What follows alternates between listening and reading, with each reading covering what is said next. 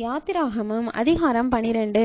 கர்த்தர் எகிப்து தேசத்தில் மோசேயையும் ஆரோனையும் நோக்கி, இந்த மாதம் உங்களுக்கு பிரதான மாதம், இது உங்களுக்கு வருஷத்தின் முதலாம் மாதமாயிருப்பதாக. நீங்கள் இஸ்ரவேல் சபையார் யாவரையும் நோக்கி, இந்த மாதம் 10ஆம் தேதியில் வீட்டுத் தலைவர்கள் வீட்டுக்கு ஒரு ஆட்டுக்குட்டியாக ஒவ்வொருவரும் ஒவ்வொரு ஆட்டுக்குட்டியை தெரிந்து கொள்ள கடவர்கள். ஒரு வீட்டில் இருக்கிறவர்கள் ஒரு ஆட்டுக்குட்டியை புசிக்கிறதற்கு போதுமான பேர்களாயில்லாமற் போனால், அவனும் அவன் சமீபத்தில் இருக்கிற அவனுடைய அயல் வீட்டுக்காரனும் தங்களிடத்தில் உள்ள ஆத்துமக்களின் இலக்கத்திற்கு தக்கதாக ஒரு ஆட்டுக்குட்டியை தெரிந்து கொள்ள வேண்டும். அவனவன் புசிப்புக்கு தக்கதாக இலக்கம் பார்த்து ஆட்டுக்குட்டியை தெரிந்து கொள்ள வேண்டும். அந்த ஆட்டுக்குட்டி பழுதற்றதும் ஆணும் 1 வயதுள்ளதுமாய் இருக்க வேண்டும். செம்மறியாடுகளிலாவது வெள்ளாடுகளிலாவது அதை தெரிந்து கொள்ளலாம்.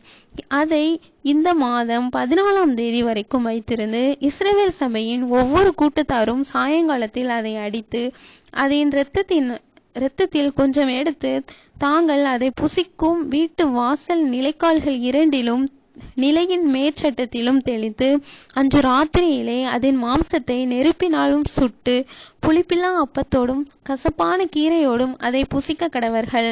பச்சையாயும் தண்ணீரில் அவிக்கப்பட்டதாயும் அல்ல.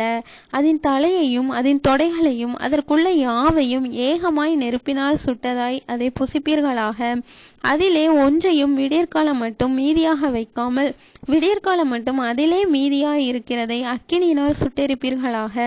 அதை புசிக்க வேண்டிய விதமாவது, நீங்கள் உங்கள் அறைகளில் கச்சை கட்டிக்கொண்டும் உங்கள் கால்களில் பாதரட்சை தொடுத்து கொண்டும் உங்கள் கையில் தடி பிடித்து கொண்டும் அதை தீவிரமாய் புசிக்க கடவீர்கள். அது கர்த்தருடைய பாஸ்கா.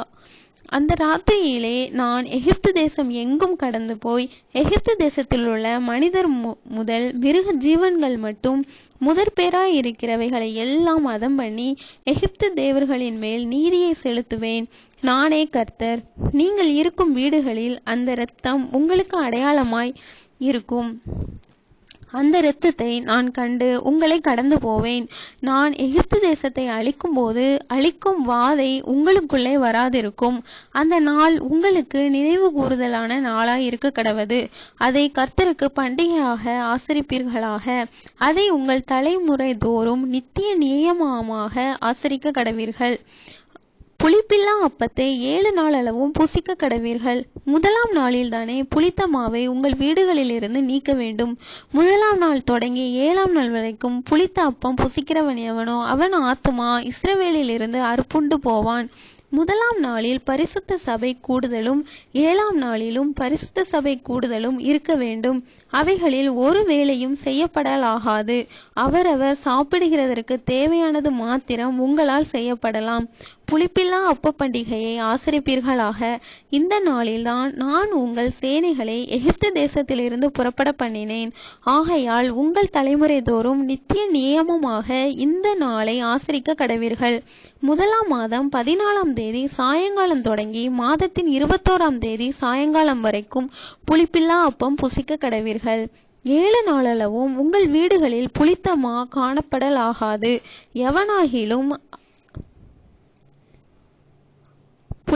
புளிப்பிடப்பட்டதை புசித்தால் அவன் பரதேசியானாலும் சுதேசியானாலும் அந்த ஆத்துமா இஸ்ரவேல் சபையில் இராமல் அறுப்புண்டு போவான்.